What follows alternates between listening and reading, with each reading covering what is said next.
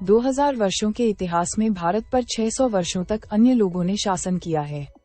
यदि आप विकास चाहते हैं तो देश में शांति की स्थिति होना आवश्यक है और शांति की स्थापना शक्ति से होती है। इसी कारण प्रक्षेपास्त्रों को विकसित किया गया ताकि देश शक्ति संपन्न हो। दोस्तों, ये शब्द है डॉक्टर एपीजे अब्दुल कलाम के। दोस्तों, आज डॉक्टर एपीजे अब्दुल कलाम की 8वीं पुण्यतिथि है। डॉक्टर एपीजे अब्दुल कलाम, जिन्हें भारत के मिसाइल मैन के रूप में भी जाना जाता है, भारतीय इतिहास में सबसे प्रतिष्ठित व्यक्तियों में से एक हैं। वह एक वैज्ञानिक, शिक्षक और लेखक थे जिन्होंने अपना जीवन भारत में विज्ञान और प्रौद्योगिकी के विकास के लिए समर्पित कर दिया। डॉक्टर कलाम की सफलता की कहानी ने दुनिया भर के लाखों लोगों को प्रेरित किया है। शुरुआत से लेकर भारत के राष्ट्रपति बनने तक उन्होंने दिखाया कि कड़ी मेहनत, समर्पण और कभी हार न मानने वाले रवैये से कुछ भी संभव है। डॉक्टर एपीजे अब्दुल कलाम का जन्म 15 अक्टूबर 1931 को भारत के तमिलनाडु के एक छोटे से शहर रामेश्वरम में एक मुस्लिम परिवार में हुआ था। उनके पिता एक नाव मालिक थे और उनकी मां एक गृहिणी थीं।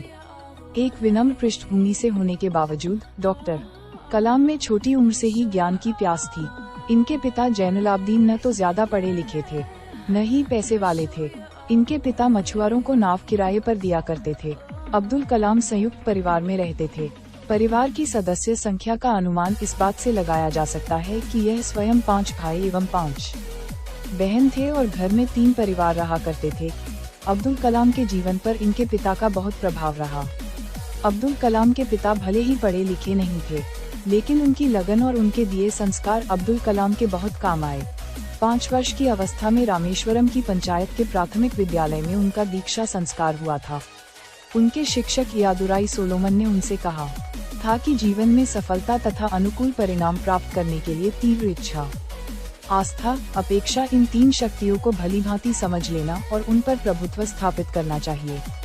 5वीं कक्षा में पढ़ते समय उनके अध्यापक उन्हें पक्षी के उड़ने के तरीके की जानकारी दे रहे थे, लेकिन जब छात्रों को समझ नहीं आया तो अध्यापक उनको समुद्र तट ले गए, जहां उड़ते हुए पक्षियों को दिखाकर अच्छे से समझाया।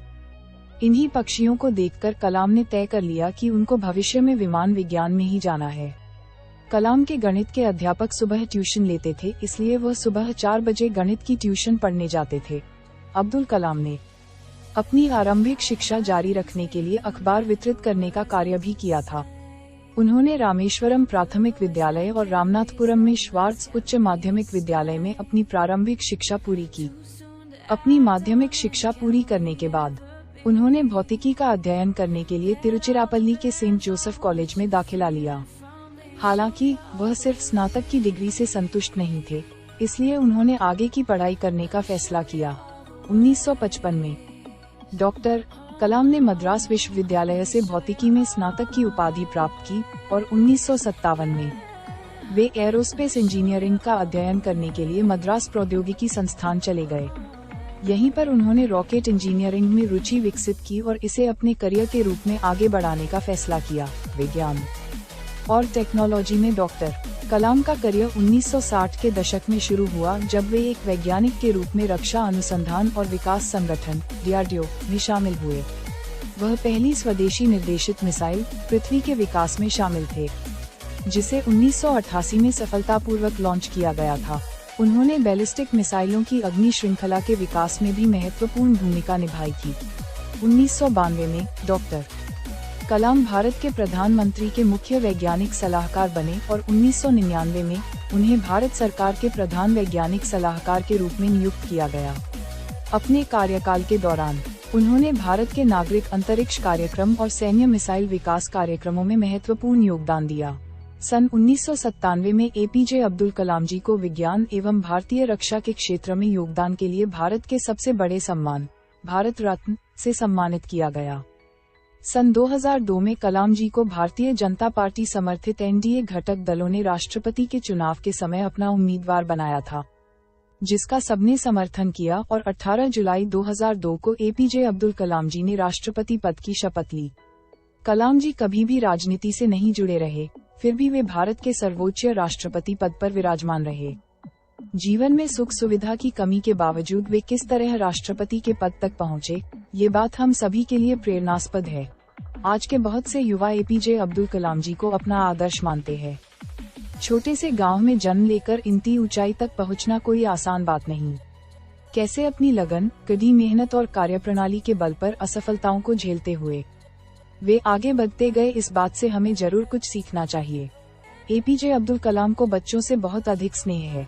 वे हमेशा अपने देश के युवाओं को अच्छी सीख देते रहे हैं। उनका कहना है, युवा चाहे तो पूरा देश बदल सकता है। देश के सभी लोग उन्हें मिसाइल मैन के नाम से संबोधित करते हैं। डॉक्टर एपीजे कलाम को भारतीय प्रक्षेपास्त्र में पितामह के रूप जाना जाता है। कलाम जी भारत के पहले ऐसे राष्ट्रपति हैं जो अविवाहित होने के साथ साथ वैज्ञानिक पृष्ठभूमि से राजनीति में आए हैं। राष्ट्रपति बनते ही एपीजे अब्दुल कलाम ने देश के एक नए युग की शुरुआत की, जो कि आज तक कायम है। राष्ट्रपति पद छोड़ने के बाद Kalam ji Indian Institute of Space Science and Technology Thiruvananthapuram के चांसलर बन गए। साथ ही अन्ना यूनिवर्सिटी के एरोस्पेस इंजीनियरिंग कॉलेज में प्रोफेसर बन गए। इसके अलावा उन्हें देश के बहुत से कॉलेजों में विजिटिंग प्रोफेसर के रूप में बुलाया जाता रहा। 27 जुलाई 2015 को शिलोंग गए थे। वहां IIM शिलोंग में एक फंक्शन के दौरान अब्दुल कलाम साहब की तबीयत खराब हो गई थी। वे वहां एक कॉलेज में बच्चों को लेक्चर दे रहे थे, तभी अचानक वे गिर पड़े, जिसके बाद उन्हें शिलोंग के हॉस्पिटल में एडमिट कराया गया और उनकी स्थिति नाजुक होने के कारण उन्हें ICU में एडमिट किया गया, जिसके बाद उन्होंने अपनी अंतिम सांसें ली और दुनिया को अलविदा कह दिया। इस दुखद खबर के बाद 7 दिन के राजकीय शोक का ऐलान किया गया। 84 वर्ष की आयु में उन्होंने दुनिया को अलविदा कह दिया। मृत्यु के बाद 28 जुलाई को उन्हें गुवाहाटी से दिल्ली लाया गया, जहां उन्हें दिल्ली के घर में आम जनता के दर्शन के लिए रखा गया। यहां सभी बड़े नेता ने आकर उन्हें श्रद्धांजलि दी। इसके बाद उन्हें उनके गांव एयरबस के द्वारा ले जाया गया। 30 जुलाई 2015 को कलाम जी का अंतिम संस्कार उनके पैतृक गांव रामेश्वरम के पास हुआ। मिसाइल मैन कहे जाने वाले अब्दुल कलाम साहब ने देश की हर उम्र सेवा की। अपने ज्ञान के माध्यम से उन्होंने देश को कई मिसाइल दी और देश को शक्तिशाली बनाया। उन्होंने भारत को सुरक्षित बनाने की दृष्टि से पृथ्वी, अग्नि जैसी मिसाइल उन्होंने दी। ज्ञान विज्ञान के क्षेत्र में विख्यात रहे कलाम साहब देश को शक्तिशाली एवं आत्मनिर्भर बनाना चाहते थे। इन्होंने तत्व विज्ञान में देश को स्वावलंबी बनाया।